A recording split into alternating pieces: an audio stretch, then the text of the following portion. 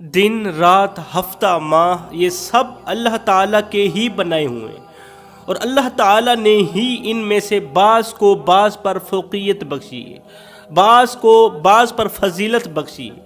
انہی عظمتوں اور فضیلتوں والی بابرکت راتوں میں سے ایک رات شعبان المعظم کی 15ویں رات بھی ہے، جنہیں شب برات کہتے ہیں، جو گناہوں سے توبہ کر کے بری ہونے والی رات کہلاتی ہے۔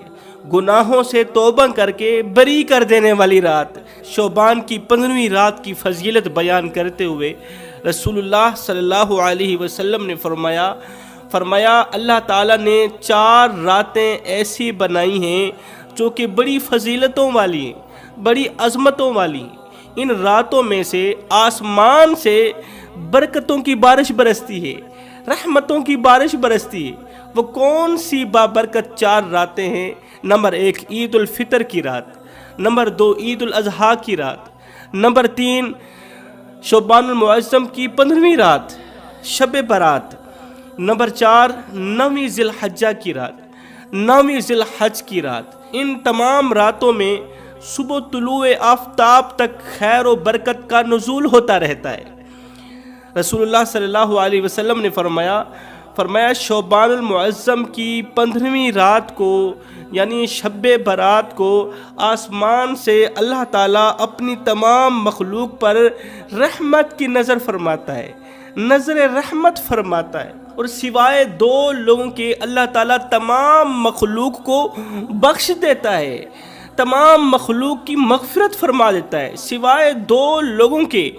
وہ کون سے 2 بدقسمت لوگ ہیں، وہ کون سے 2 بدبخت لوگ ہیں جو شب برات جیسی بابرکت رات میں بھی اللہ تعالیٰ کی رحمت سے محروم رہتے ہیں، جو شعبان المعظم کی 15ویں رات جیسی بابرکت رات میں بھی اللہ تعالیٰ کے کرم سے، رحمت سے اور برکتوں سے محروم رہتے ہیں، اور وہ کون سے 2 خطرناک گناہ ہیں جو شب برات جیسی رات میں بھی انسان کو اللہ تعالیٰ کے غضب کا نشانہ بنا دیتے ہیں۔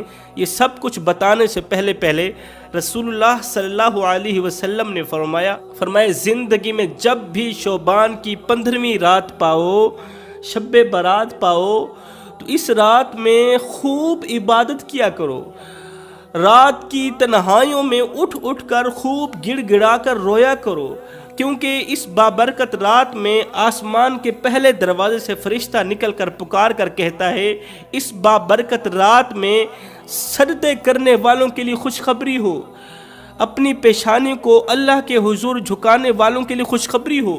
دوسرے دروازے سے فرشتہ نکل کر اللہ کے حکم سے پکار کر کہتا ہے، سجدوں کے دوران خوف خدا میں، خشیت الہی میں گڑ گڑا کر رونے والوں کے لیے خوشخبری ہو۔ آسمان کے تیسرے دروازے سے فرشتہ نکل کر پکار کر کہتا ہے، خوف خدا میں رو کر، خشیت الہی میں رو کر دعا مانگنے والوں کے لیے خوشخبری ہو۔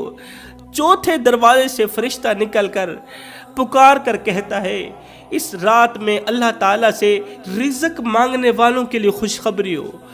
5ویں دروازے سے فرشتہ نکل کر کہتا ہے، اس رات میں دعا مانگنے والوں کے لیے خوشخبری ہو۔ 6 آسمان کے دروازے سے نکل کر فرشتہ پکار کر کہتا ہے، اے امت محمدیہ، اللہ کی ذات تم سے مخاطب ہو کر کہتی ہے کوئی مجھ سے بخشش طلب کرنے والا؟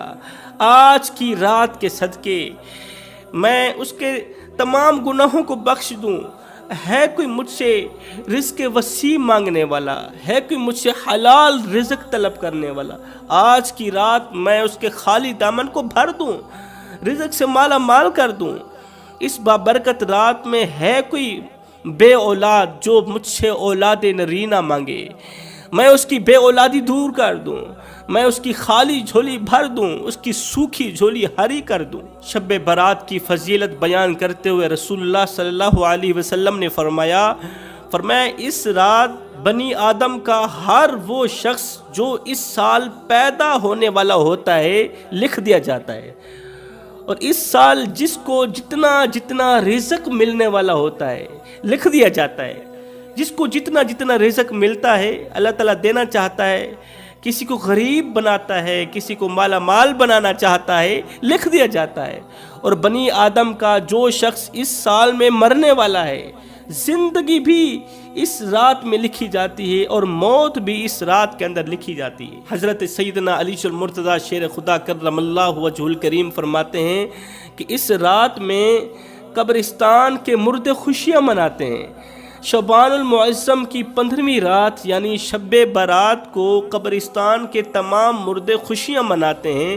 کیوں؟ اس لیے کہ شعبان کی 15ویں رات کی برکت کے صدقے، اپنے کرم اور اپنی رحمت کے صدقے اللہ تعالیٰ گنہگار مردوں کی قبروں میں سے عذاب ہلکا کر دیتا ہے، گنہگار لوگوں کی قبروں سے عذاب کو ہلکا فرما دیتا ہے۔ اور جو لوگ شعبان کی 15ویں رات کو قبرستان کی طرف جاتے ہیں رسول اللہ صلی اللہ علیہ وسلم کی سنت کو ادا کرنے کے لیے قبرستان کی طرف جاتے ہیں، اللہ اکبر، وہاں جا کر سورہ فاتحہ پڑھتے ہیں، سورہ اخلاص پڑھتے ہیں، تو ان کی سورہ فاتحہ اور سورہ اخلاص کی برکت کے صدقے اللہ تعالیٰ قبرستان کے تمام گنہگاروں کی مغفرت فرما دیتا ہے۔ یہ لوگ قبرستان کے گنہگار مردوں کی بخشش کا ذریعہ بنتے ہیں۔ جوانوں، شب برات امت کے نوجوانوں کو پیغام دے رہی ہے، شب برات امت کے نوجوانوں کو سبق دے رہی ہے کہ یہ دنیا فانی ہے، اس کی لذت جلد ختم ہونے والی ہے۔ اس لیے تو جناب رسول اللہ صلی اللہ علیہ وسلم شعبان کی 15ویں رات کو جنت البقیع میں تشریف لے گئے، امت کے لیے دعا فرمائی، ایک خاموش پیغام دیا۔ وہ کون سا پیغام تھا کہ لوگوں، دنیا کی رنگینیوں میں آ کر اپنی قبر کو مت بھولو، اپنی اس قبر کو مت بھولو جو تمہیں دن رات پکار رہی اور پکار کر اپنی تنہائی کی یاد دہانی کروا رہی۔ اللہ تعالیٰ تو گنہگاروں کو معاف کرنے کے لیے تیار ہے، اس کی رحمت بڑھ چڑھ کے انتظار کر رہی ہے، اس کی رحمت گنہگار کے استقبال کے لیے کھڑی ہے، اس کی رحمت تو اس کے غصے پر بھاری رہتی ہے، اللہ تعالیٰ کا کرم اس کے غضب پر بھاری رہتا ہے۔ اگر دن کا گنہگار رات کو اور رات کا گنہگار دن کو آ کر اللہ کی رحمت کا دروازہ کھٹکھٹائے تو یقیناً وہ اللہ کے اس دروازے کو کھلا ہوا ہی پائے گا۔ اللہ فرماتا ہے، او میرے بندے، 24 گھنٹوں میں ایک وہ لمحہ بھی آتا ہے، وہ وقت بھی آتا ہے جس وقت دنیا کے تمام بادشاہوں کے دروازے بند ہو جاتے ہیں، کوئی کسی کی فریاد سننے والا نہیں ہوتا، سب کے سب سوئے ہوئے ہوتے ہیں۔ اور نادانوں، میرا وہ دروازہ ہے جو ہر وقت، ہر گھڑی، ہر لمحے کھلا ہی رہتا ہے۔ میری چوکھٹ تو تمہارا انتظار کر رہی ہے، ایک بار میری چوکھٹ پہ آ کر تو دیکھو، اپنا سر جھکا کر تو دیکھو، بخشش کی حد نہ کر دو مجھے رب العالمین بھی نہ کہنا، بخشش کی انتہا نہ کر دو مجھے رب العالمین بھی نہ کہنا۔ اب بات کرتے ہیں وہ کون سے دو بدبخت اور بدقسمت لوگ ہیں جو شب برات جیسی بابرکت اور مقدس رات میں بھی اللہ تعالیٰ کی رحمت سے محروم رہتے ہیں۔ نمبر 1، اللہ کے سوا کسی غیر کے آگے جا کر اپنا سر جھکانے والا، اللہ کے سوا کسی غیر سے مانگنے والا، اللہ کا دروازہ چھوڑ کر کسی غیر کے دروازے پر جا کر خیرات مانگنے والا، بھیک مانگنے والا، اپنی پیشانی جھکانے والا، مطلب شرک کرنے والا۔ شرک کرنے والا اس رات کی برکتوں سے محروم رہے گا۔ نمبر 2، امت کے لیے کینہ، حسد، انا اور بغض رکھنے والا شخص بھی شب برات جیسی بابرکت رات کی رحمتوں سے محروم رہے گا۔ یہ دو لوگ نہیں بخشے جائیں گے، باقی اللہ تعالیٰ اس رات کو تمام مخلوقات کو بخش دے گا، مغفرت فرما دے گا۔